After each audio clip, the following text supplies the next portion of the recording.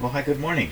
Thanks so much for joining me in my shop. Here today is March 11th already, and it's a rainy day, so it's a good day to be in the shop. Or is it? So I was in here yesterday working away on this radio. Did not post the video because I did not get anywhere at all with it. So the situation is I cannot seem to get any current to flow through the tube heaters. Hey, here's one of them right here. The reason this is the 3S4, this is out of the radio because I got concerned yesterday. I had blown the heaters on this, but I didn't. All is fine.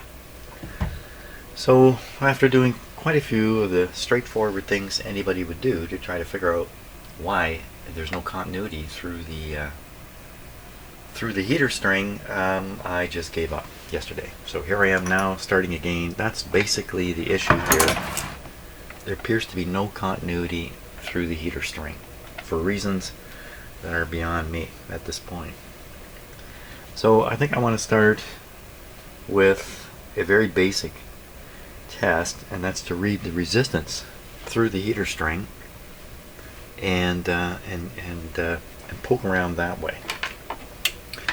So the heater string, say one end of it is right here. There's a symbol there indicating connection to B minus. And the other end of the heater string, which is tricky to follow because of that dot, it's so hard to see right there. Here, here, here, here, there, and then up to here, and then through the heater, and then to the supply. At this point, there's a 1000 ohm resistor to ground, and at this point, there's a 500 ohm resistor paralleling this heater. And that's it. So basically, all the current goes through, the same current through all these tubes, heaters. Well, that's not true, is it? Because some of the current is split at this one. It's the 1R5. Somehow I had it in my head that the resistor was on the 3S4. It's not. It's on the 1R5. So why would this tube have a resistor, but nobody else? I don't know. So all I got to do is get on this point, which is anywhere on the B minus circuit. So we can get onto B minus right here.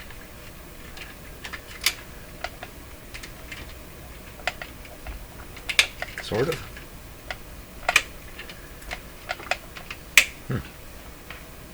Okay, so we can just follow this wire up here. We can get onto it right here. So that's B minus. And we'll put that one lead of my ohm meter. Okay, and the other end of the string is really the output from the power supply on the long resistor right here. So let's not use a clip lead. Did some testing yesterday and then discovered one of the clip leads was bad again. Okay, meter itself, good. This white clip lead, good. What about here? So that was a capacitor charging up.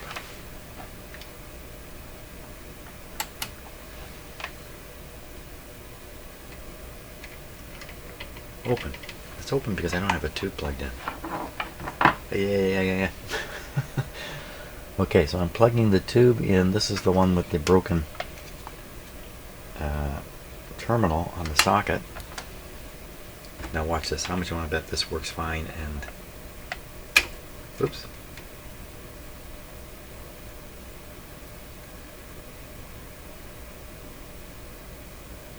So how high is that going to go? That's 200,000. That's 300,000 ohms already. That's way out of the ballpark.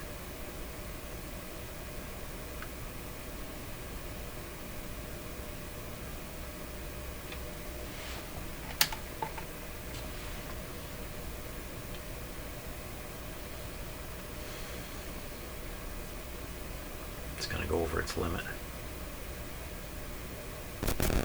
Looks like we're just charging a big capacitor. So that test is telling me that the continuity is missing in the heater string. So why don't I start?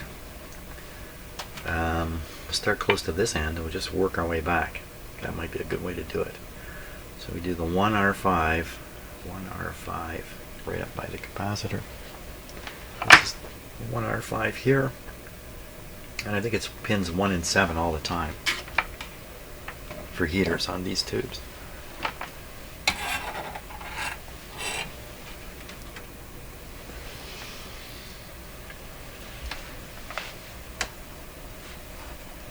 So here's pin 7. So pin 7, it could conceivably be exactly what it shows, a 0 there. Let's go on the other side. I'm on a very high setting on that ohm meter. Yeah, too high. Maybe it should be down at this range. Okay, we'll try that again. This is 7. Now wait a minute. If it's 7 and 1, there's a resistor right across it. That's right. That should be 500 ohms. Red, orange, brown is what that looks like. 2, 3, 230. What's going wrong here? 230. 230, not 500?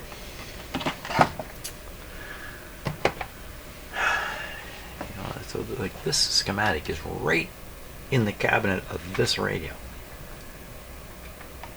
Now, weren't there some notes on? There were some notes on here somewhere. Were there not? Did I read somewhere that in, some models this was done, that was done? Hey, you know what? I gotta stop and I gotta look for that. Could be another radio I'm thinking of, but I better check.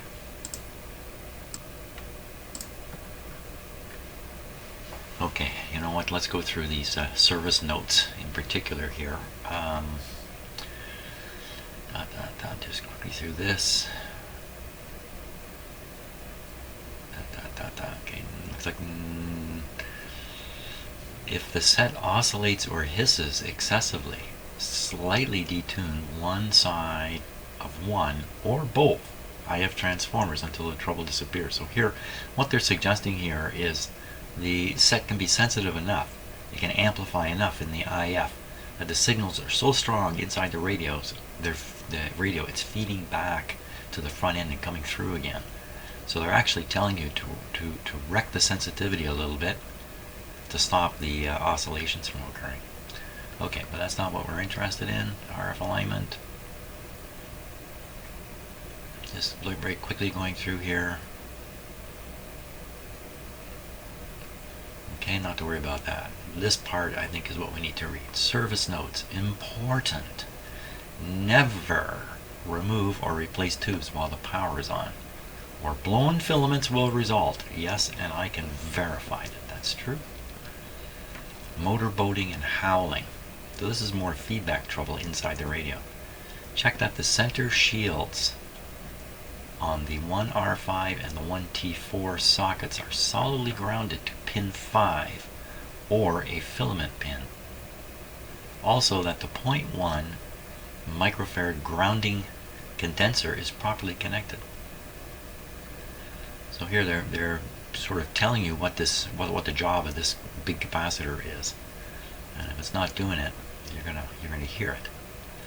On occasional sets, the peak IF alignment will be found to be a little too sharp, and this may be corrected as explained above. So again, if you sharpen the IF tuning too much, what you're going to get here is a radio that sounds like a tin can. So if the set output fluctuates rapidly at maximum volume, disconnect the 0.05 AVC condenser from the chassis lug. Just from the chassis lug.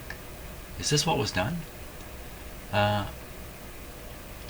Disconnect the 0.05 AVC condenser from the chassis lug just under the first IF transformer and reconnect the adjoining line negative terminal.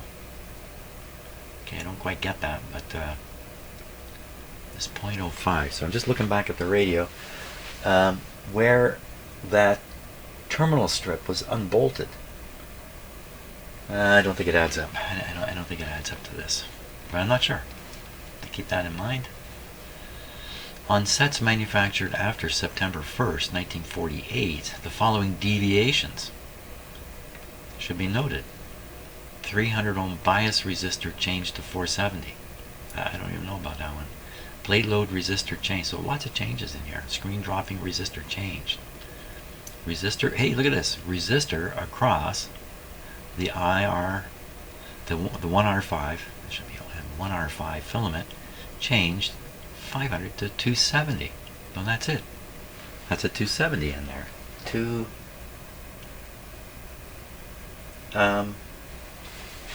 What am I? I'm looking at the wrong resistor here. Red, well, orange. You know, the colors may have drifted. The change noted under section C. Okay, so this capacitor may have been disconnected or reconnected, however it was, on all sets, whenever made, except for a few sold in the West and in the Maritimes. The main filter capacity is 80-80-200 instead of 40-40-200 to take care of possible 25 cycle operation. Okay, well, there's no chance of us ever operating this radio in 25 cycles anymore. So 80-80, and what is in here? I haven't even gotten to that point yet with this radio. Oh, it's not. It's a 80-80. What's in here is, I think it was a 40-40, wasn't it? I'm looking at the capacitor right now. Why?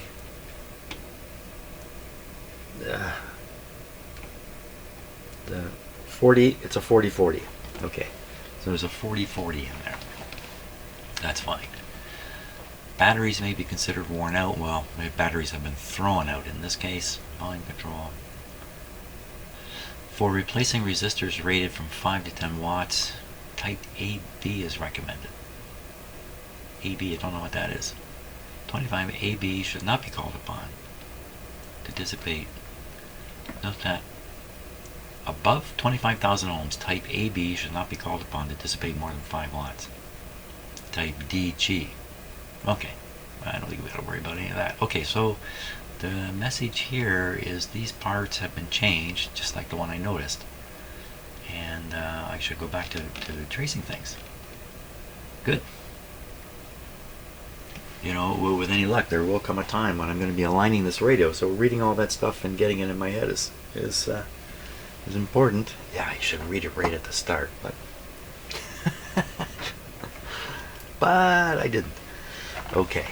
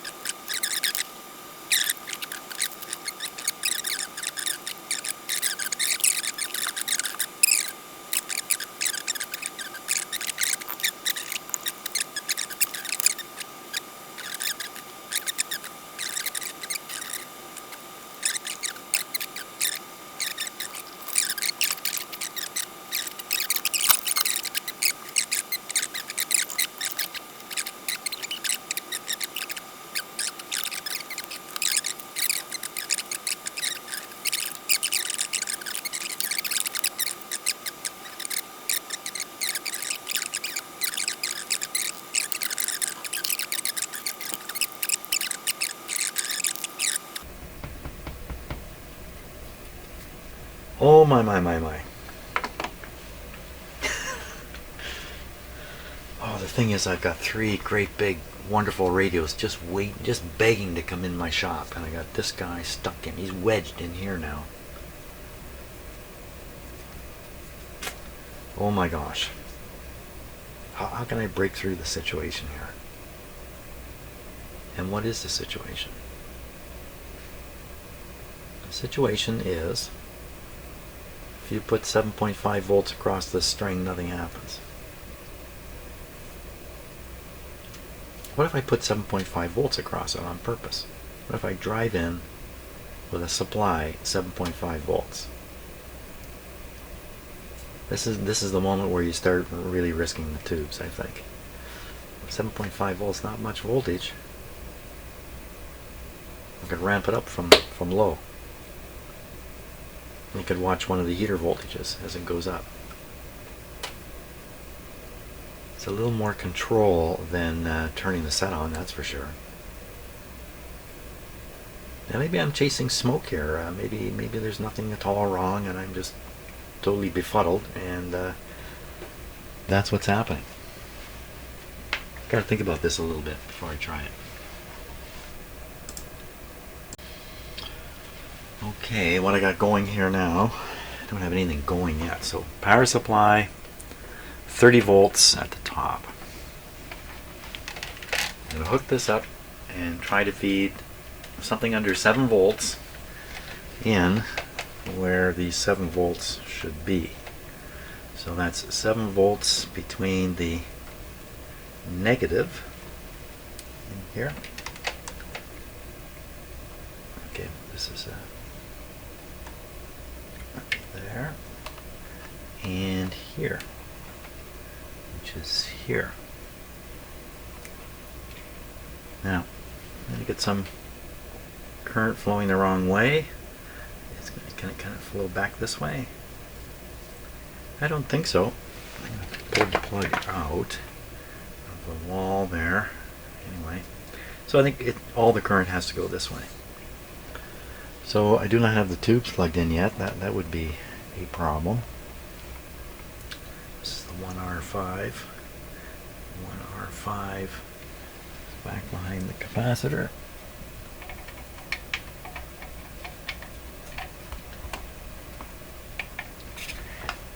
And then just the 1U5. That's all by itself.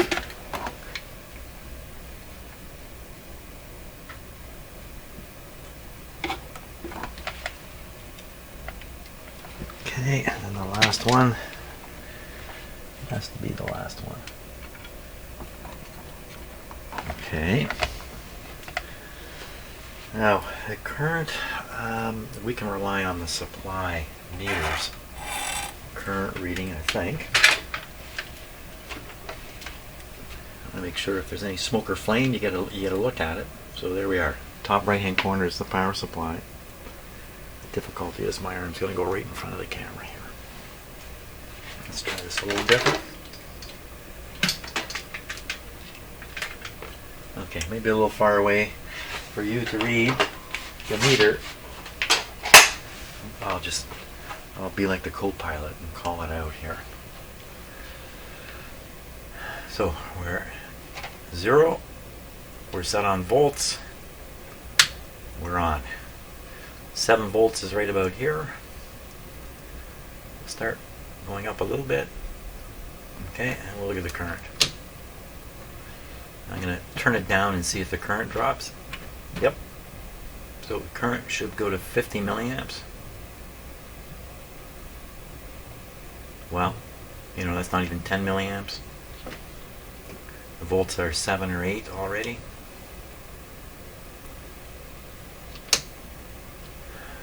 100 milliamps, we're expecting 50 milliamps. That's halfway to 100. It's not moving.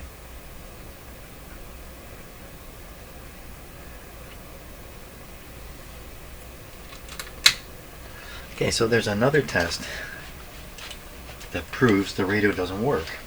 That's great. Got a whole series of those tests.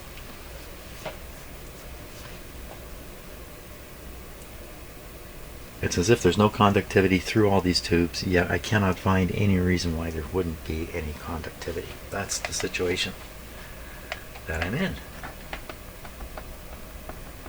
Situations like this usually mean something is really, really wrong. Some part is missing. It's just ridiculous, though. I haven't done anything yet to it to have a part missing. Found the resistors involved.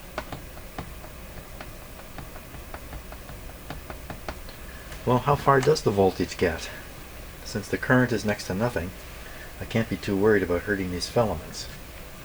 Let's see, the only way I could be worried is if all that current is dumping through one filament for some reason. I don't know how that could happen, but if it was, well, still 50 milliamps. You still need 50 milliamps to, more than 50 milliamps to damage these guys. So even if it's all going through one tube, it doesn't matter as long as I keep it under 50. It's way under 50. So let's do that. So I'm going to power it up here. Get in front of the camera. We're going to raise the voltage to like 5 volts. 5 volts yields a almost imperceptible current. So my voltmeter here, I'm going to hook up one lead to the B minus bus. Okay, and that would be the same as this one. Let's try it here again.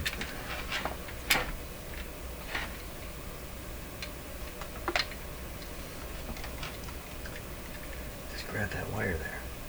There. Good. Okay, so meter on B minus. Now we'll find out how accurate the supply meter is. It thinks it's supplying 5 volts. Are you telling the truth?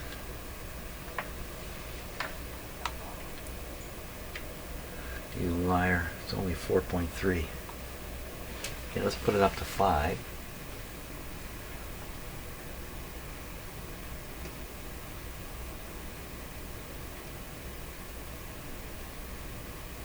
There's 5. Let's go find it. Okay, so 5. We have 5. We have 5 here, so we have 5 going through on the other side of the first tube. We should have less than 5.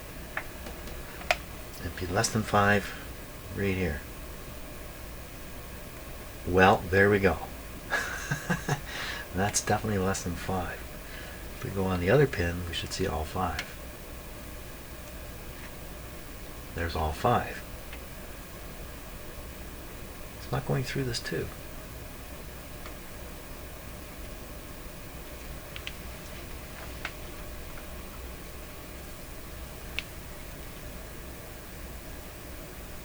So what I'm doing now is, I fixed the socket, and I put fix in quotes here. I shoved a wire through the socket to do the job of the connection I broke off, the terminal connection I broke off. So we're getting 2.5 volts on that wire.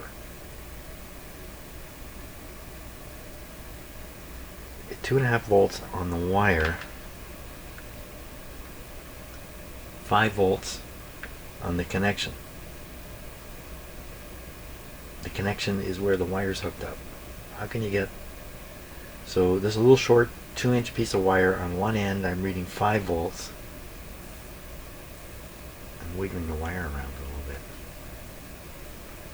Oh, it looks like it's making and breaking contact. Like now, that would be a lot better. It just looks like my repair never worked. I think that's what it's really coming down to. So we're getting a slight drop now. What about the other terminal? It's still 0. Wait a minute. Not 0. So we're 2.6 volts on the far side of this first heater. Should be 5 volts coming in. Come on, come on.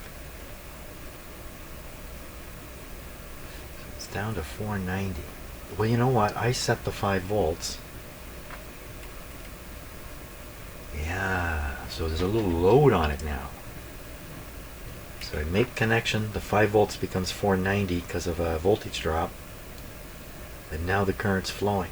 It's that connection. That connection that I was so sure was good is not good. So now if we pick any other tube, heater of any other tube, heater of any, come on. It's just proving nothing more than I did not succeed in fixing that connection. Okay, so heater down here, something there, and on the other side, we're at the end of the road here, I believe. So we should see a 0 there, and a little under a volt sitting on this tube, and the supply gain. So conceivably these tubes are hot right now. Well, they don't get hot. Conceivably they are carrying current. So the trick here is to stabilize my repair. And the trick in doing that, where's the clip lead? Where's my clip lead? Here it is. Yeah, what is the trick in doing that? To, first of all, verify that that's really a problem. So we're going to make this clipped on reading here.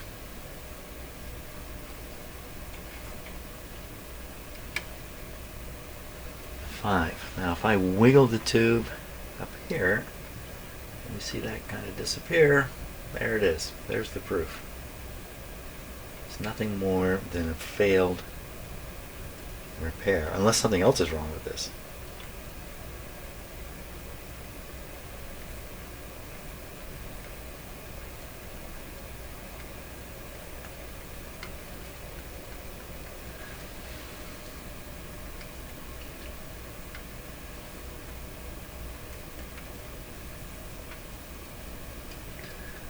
Failure is the wire I push through is not making a regular contact again. Let's see if we can fiddle them in. See, it went there for a moment. And what else we should do before I do any more? Read the current flow when the connection's made. So I'm going to flip my ammeter up here. Flip it to amps. It's just up. Can you see that on camera? You can't really see it, but it's only going to come up a short distance. 50 milliamps is just right about here. So it's just barely up. So I'm going to wiggle that connection, and we should see that thing jumping up and down in that range. Okay. Now, if I watch the voltmeter too. So I'm trying to get the voltmeter to show. As soon as it shows, we should see current. Now these, there it goes. Ooh, do you see how high it went? Almost to 100. It's about 60. Okay, okay. Now this meter's not accurate. It's not even on the 0 properly here. It's up above. So that pretty much came up in the range of 50 milliamps. That's absolutely proving that all this headache has been about a failed repair. Excellent. How do you unfail it? How do we unfail this thing? And I did have another idea, just to solder the lead right to the tube pin, but I don't like that idea. I'm so surprised this didn't work. So I'm going to think about how to improve my connection situation to this tube. That's the whole issue.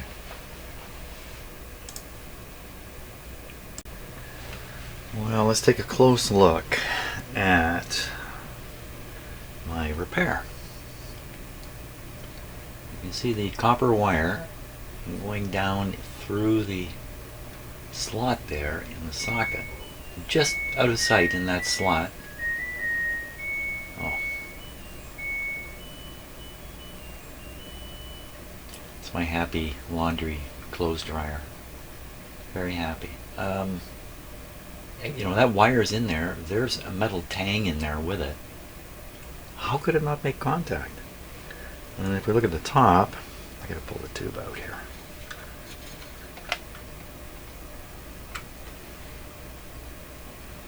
You can see it's coming out. Now is it right in the socket piece. Like is the tube, you know, pin rubbing up? Where's the metal? Where's the clamshell? Where's the clamshell here?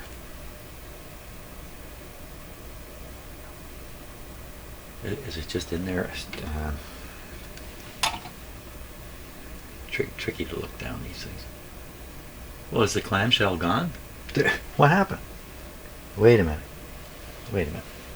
Let me get some better light on the topic here. Okay, we'll try it like this.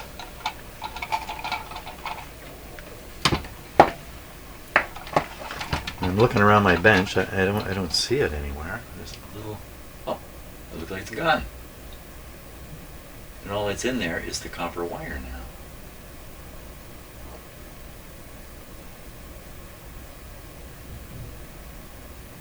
I was thinking when I put the tube in, I pulled the tube out, it would pull the clamshell clamp right out because there's nothing holding it in anymore. Then it would come out and it would go down here somewhere, or it would be on the tube. It's not on the tube because there's the tube. I pulled the tube out and stuck it in my tube tester. I mean, it can't be possible. No, there's no way that I'm going to be able to jam. But I could have that clam shell thing on the tube pin and then have it fall off anywhere at all. So now, why should I even bother looking for it? It's a waste, right? It's not going to do any good. So the situation to me seems I should just kind of double that wire back into the socket.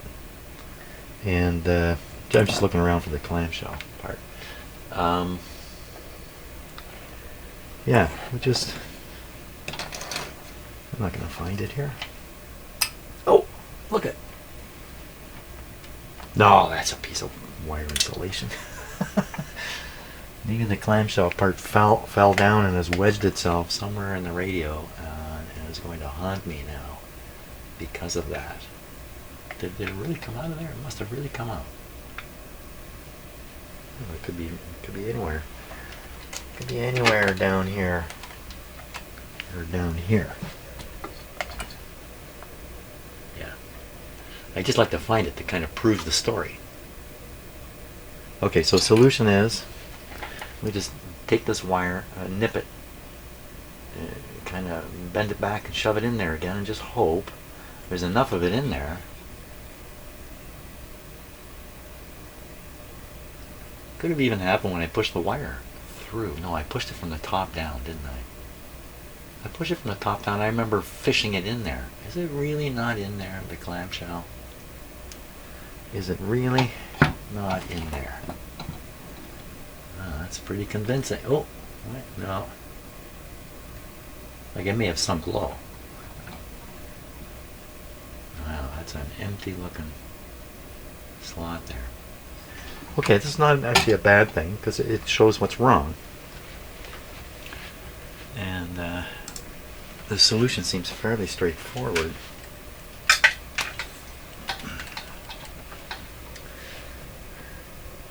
I guess come to think of it, you know, I could have pushed that clam shell out myself, get a hold of it, try to solder this wire to the bottom of it, and then pull it back down.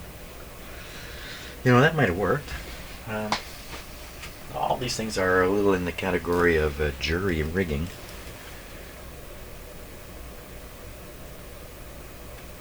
So I don't know how much to do here. Well, we can't cut it longer, so let's cut it long to begin with. And we'll bend it over and stick it back in there. How do you do that? Gotta push it out, way out. Push it out, way out.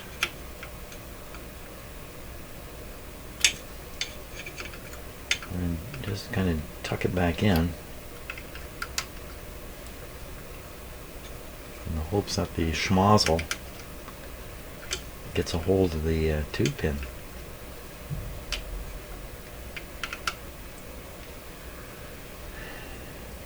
Another way is I've actually looped it around the tube pin. And if I can get a hold of it after putting the tube in, I can actually yank it a little bit tight. Now I have a positive way of testing this connection.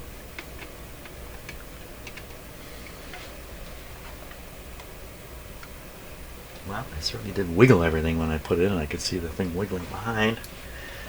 Now we have done a stupid thing here, and we've essentially left the current. Oh, did I leave the current running the whole time I was doing that? Ooh, what a dumb.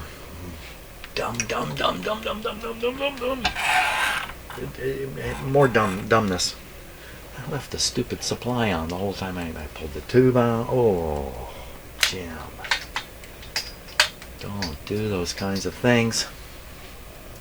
Okay, well, we're going to assume, well, we have the voltage on it right now. Do we have the current with it? We did not have the current. Okay, so wiggling the tube here and watching the current flow on the meter over yonder, which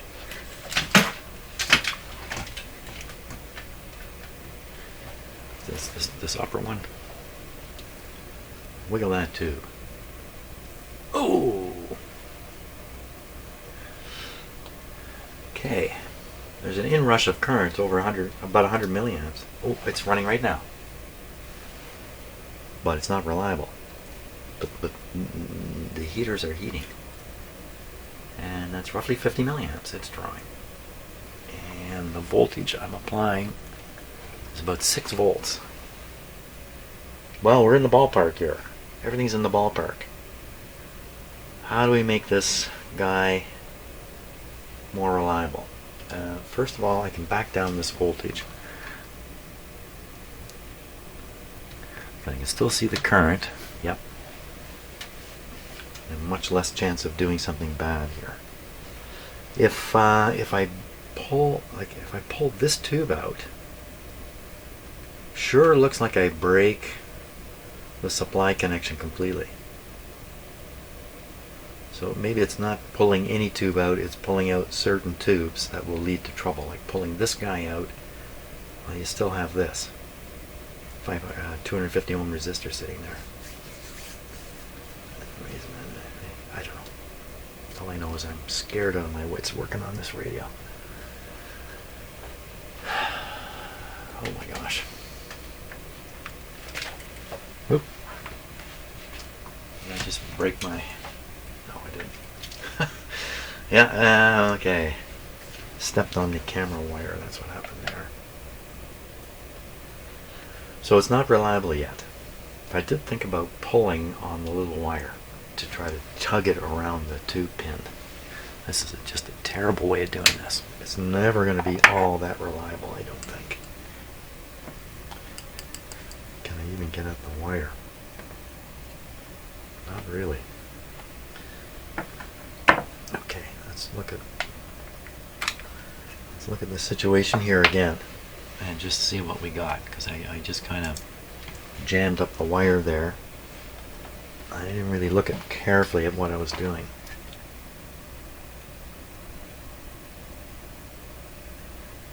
It's hard to believe you can put a pin in there and not make contact. Is it the pin contact itself? Is the pin on the tube is part of the picture here? How do they look? Oh. Well.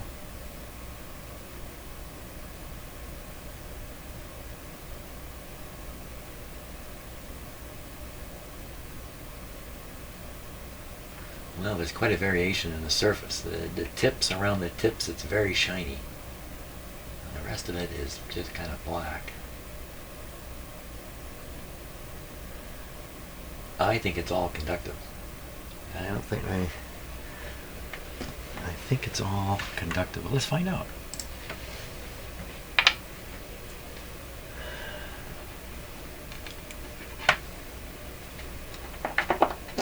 How conductive is it? So what I'm going to do is I'm going to clip right on the end of one of these. assumption is the clip is biting in a little bit. I'm just going to rub over the surface and we'll see what the meter shows. Okay, check the meter, clip lead and all. Okay, now touching the pin lightly. So I'm just touching it lightly. Sliding it around and holding it. In every case you get a 0.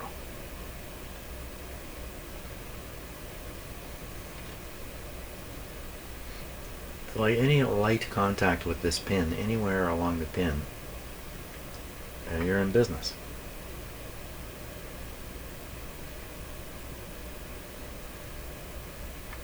This is supposed to carry 50 milliamps, so a light contact may just not be quite enough.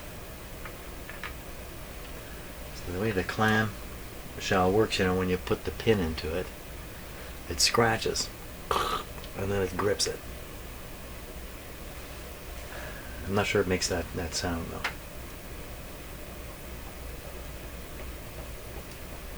Because I'm going to stop and think some more. How I can make this a better, more certain repair.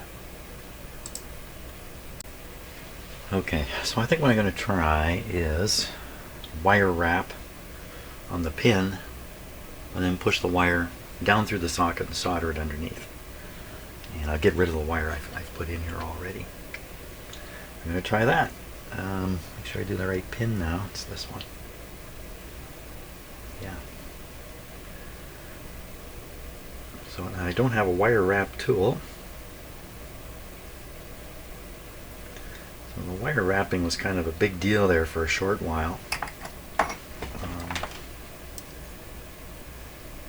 new, fast way to make connections.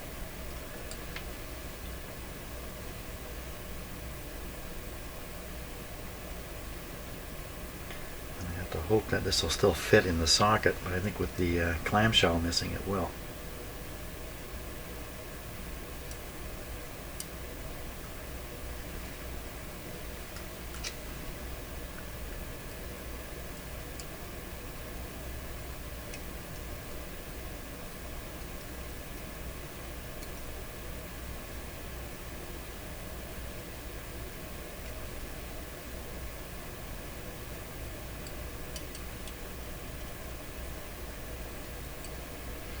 The thing about this too is that down the road when somebody other than me does something with this radio and they pull this tube out, it'll release from the wire here, and if it doesn't on its own, they can do it. I'm not soldering it,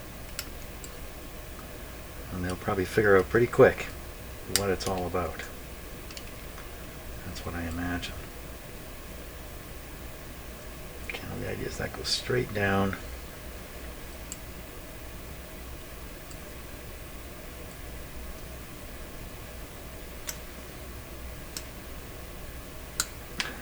Cover off here. Oh, I pulled it right off there.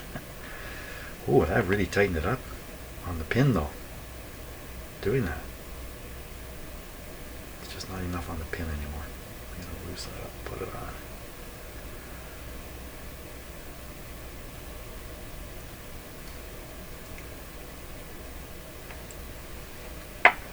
What did I do there?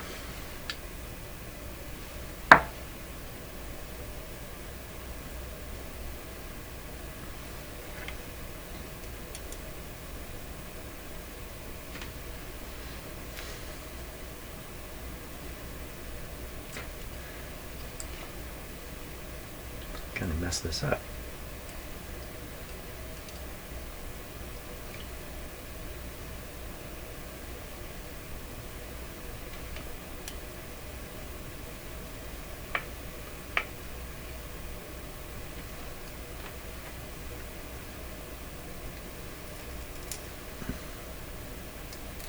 There.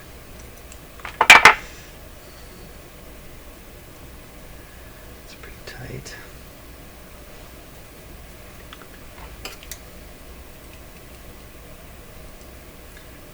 Maybe I've turned this into a bird's nest now, and it's not going to go in the socket.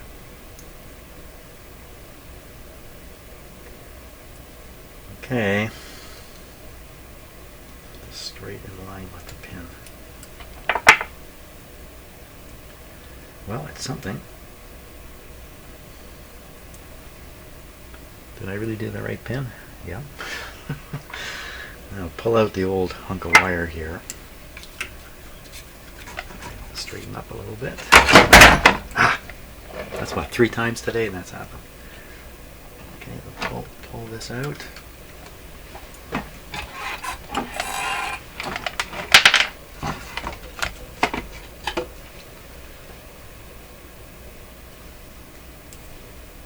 I'm going to pull the wire out only.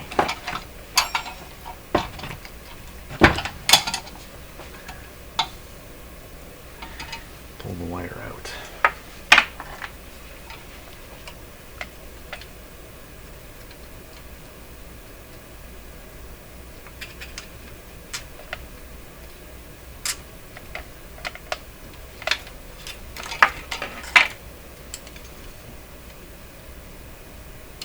Pull the original wire out. It's out. Just leave it there. And I'll stick in the new tube.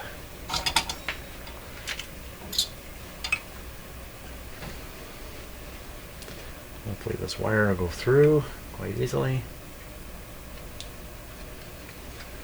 Here it comes. Good. Let me get a grip on it. And line the tube up. I just push it in the way it is. It went in. Okay. I'm very hopeful for this. And we just need to make this connection here. So I'm going to get rid of the old wire.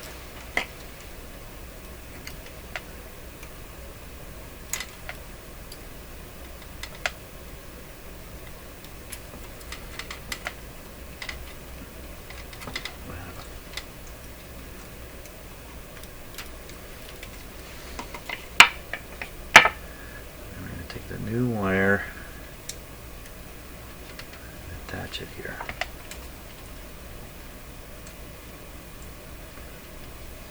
That's the remnants of the terminal, the tube terminal. Okay, get rid of the excess wire.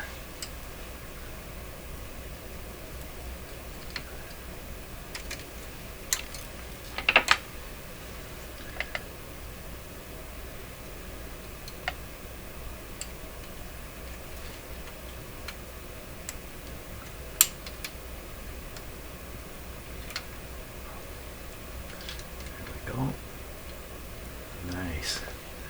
Solder that in there, and I think we'll be past this problem. And then be on to the next one.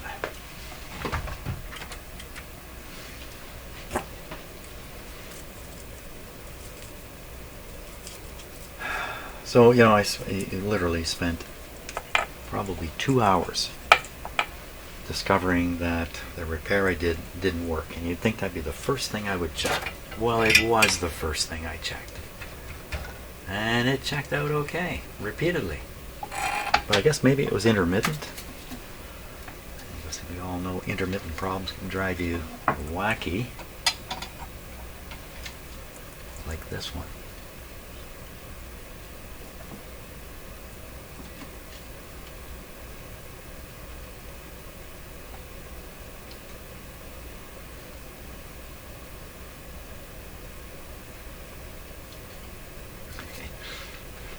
Terminal and all soldered in there.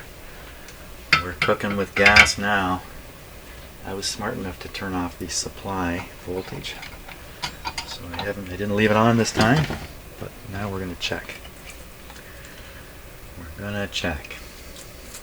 Okay, clip leads out. These two stay. And now the question is, what happens on that meter? The voltage now we're set to volts. Power on. Raise it up a little bit. There. Now we'll switch to current. It's already up. It's close to 50 already. 50 would be like about there. It's probably a little less than 50. The voltage getting it there is under 5. But my meter's not settling, zeroing. You know what? I got another meter. Let's try this one. Yes, a clamp-on meter. Set it to amps.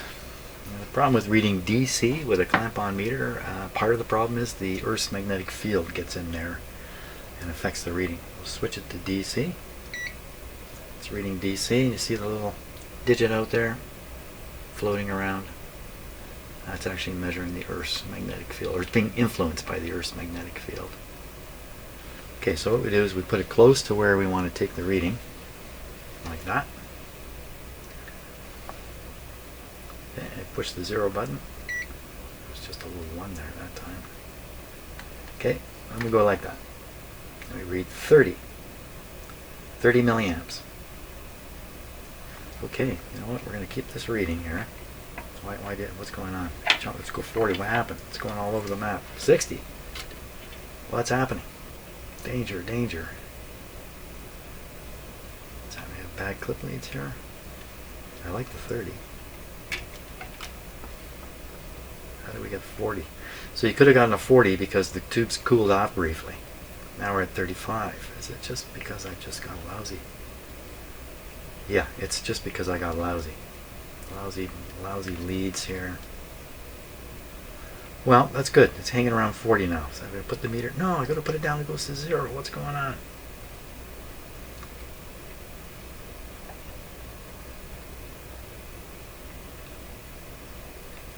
Because the meter is getting interfered with.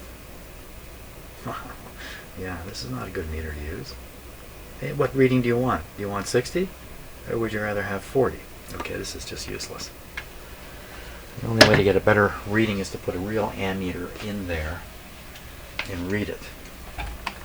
So that's what we're going to do. We're going to settle this because I have to find out what happens with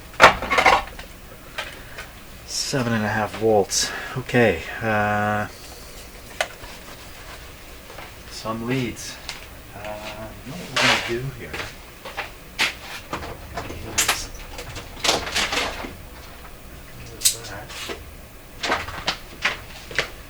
Hey, we're not supposed to be over here. We're going to use this. Okay, so we have 10 amps. We have milliamps, and what's that?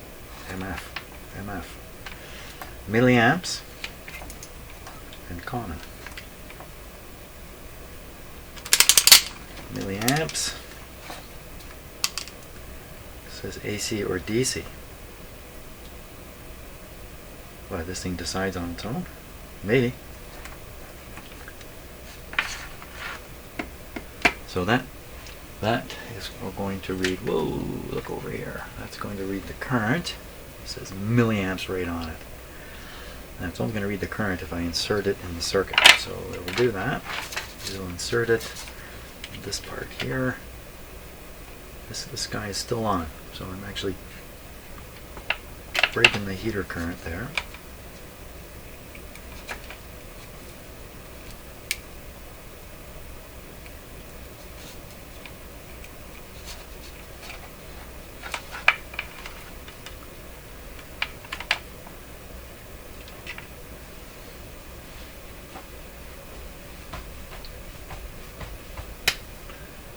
It's 0 on the supply up above too. Why? Milliamps common. Did the tube thing mess up already?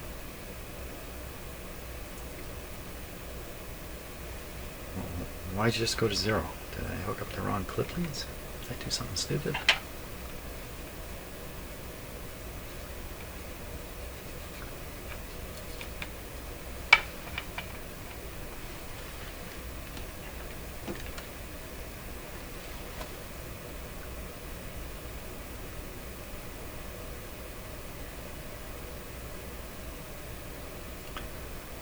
I don't know what's happening.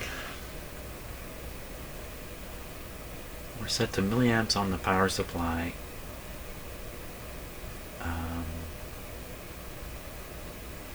did I knock the power supply down to 0 volts? No, I've still got 4 volts on it. So why no current? Okay, so what happens if I reestablish the supply? Okay, I'm looking up at the supply meter. Oh yeah, current jumped right up to 100. It's not going through here. Why is that? Why are you not going through? Auto milliamps. Well, that looked good there for a moment. AC.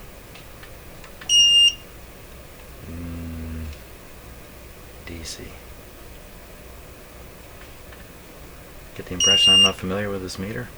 See, the 33 was there for a moment.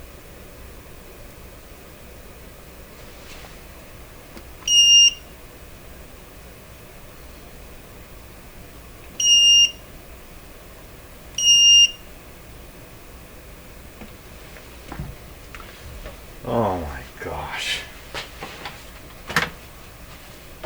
Okay, this meter out. This meter out.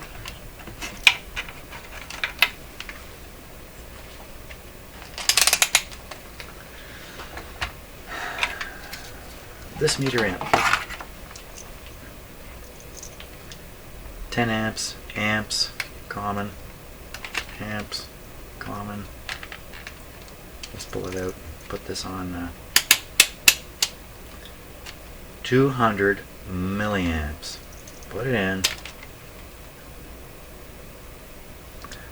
Voila. So at first it jumped a little high there because the tubes are cold and the heaters are cold. So there we go. So current flowing. 50 milliamps is what we want. Excellent. So now I'm able to advance the voltage until we see 50 milliamps here. Is there any reason that I would think that's a problem? Shouldn't be. So here we go. We're going up to 50 milliamps. Woo! It hardly takes any turning of this control. Okay, I've got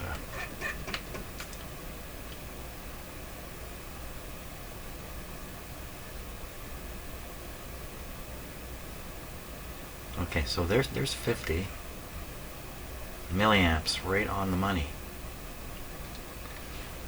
Okay, now we read what the voltage supply is to achieve that. Well, I would read that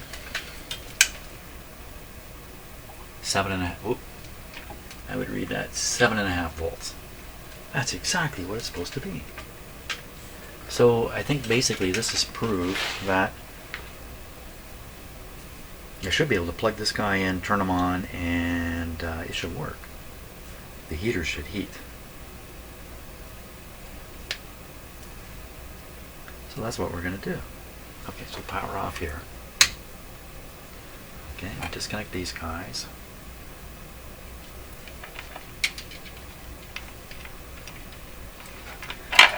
So I was at this point a long time ago.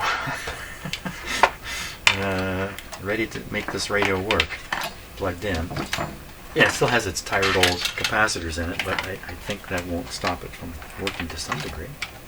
I'm just cleaning up my bench here a little bit. I don't like powering things up with wires hanging all over the place.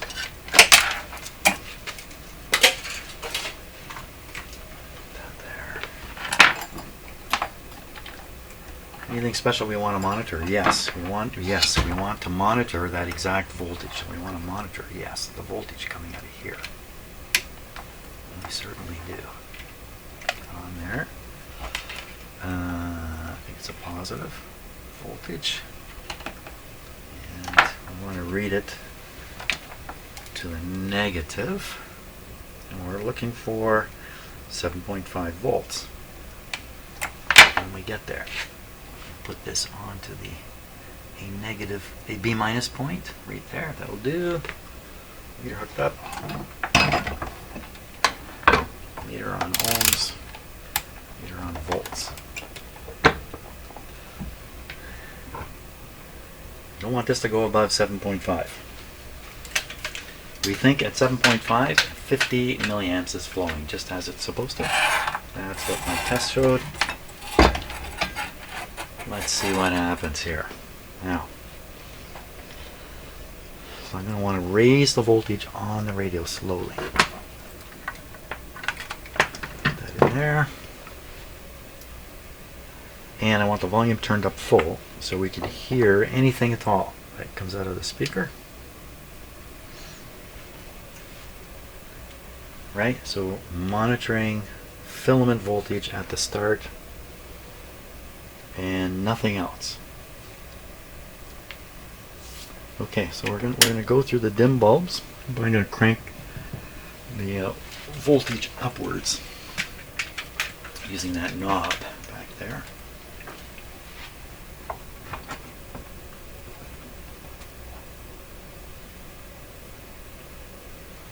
Just trying to do this so I don't step right in front of the camera. Okay, you're not gonna watch me. Well, maybe you can if I just, yeah, perfect. Now there's a camera shot. Okay, I want this to monitor voltage, or should we monitor the current flowing in there? Yeah, we'll put this on. We'll start with that on voltage, get it up 40-50 volts, see what's happening here, measure the current going into the radio. It should be nothing unusual at all. Okay, and we're still feeding it through the dim bulbs, but that won't matter either. There we go. So we've already got 10 volts, and look, there's something showing up here already. Perfect. So now we're going to watch this as I elevate the AC voltage. 7.5 is the, don't go any higher than that spot. Okay, we're going up. Just going to let it sit for a minute. Okay, so we're supplying the radio with 60 volts now. About halfway there. Not quite halfway there. Higher. This guy's bonkered. He may not come back. Going up higher. Seems like a little bit of additional voltage makes a bigger difference on the meter now. So I'm going a little slower. Hey, you hear something? I can hear something coming from the speaker. Going up. 6 volts. Okay, we're going to stop at 6.5. The supply voltage to the radio now is 105 volts. This guy's bonkers. So I'm going to interrupt the power very briefly. Too brief. Less brief. There. Now we can read it there. 102 volts right on the plug. 102 volts. A little bit dropping in this light bulb here. What do we hear from the radio? Okay, without bumping into these wires. So this is just reading the voltage here anyway. It's not. Okay. Tune this radio.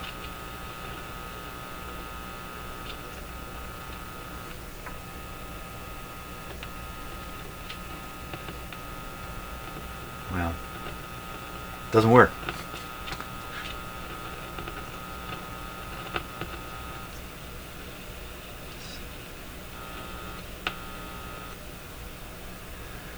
Well, so we've got some kind of sound coming out of the speaker, a little bit of hiss. This kind of proves that the large pieces in the circuit, big coils and all that kind of stuff, it's all working.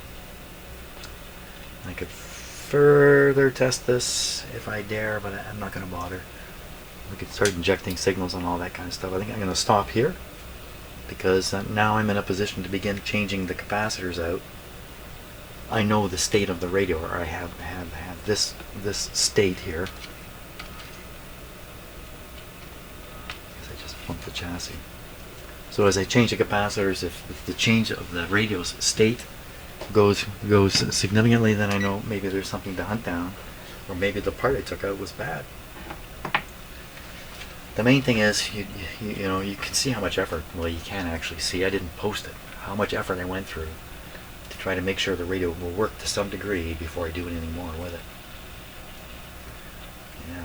Imagine if I changed all those capacitors and made 2 mistakes doing it and had this problem with the contact on the tube pin. All that in there, I might never leave my shop again. So thanks a lot for watching to this point. Tomorrow we'll get busy on the capacitors and see if we can't get this radio operating. See ya.